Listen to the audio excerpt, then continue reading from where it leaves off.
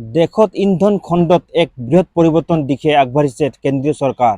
কেন্দ্ৰীয় সড়ক পৰিবহণ আৰু ৰাষ্ট্ৰীয় ঘাইপথ মন্ত্ৰী নীতিন গাডকাৰী জনাইছে যে বৰ্তমান চলি থকা 20% ইথানলৰ মিশ্ৰণৰ লক্ষ্য অতিক্ৰম কৰি ভৱিষ্যতে 100% ইথানল ব্যৱহাৰৰ দিশে আগবাঢ়িছে দেশ।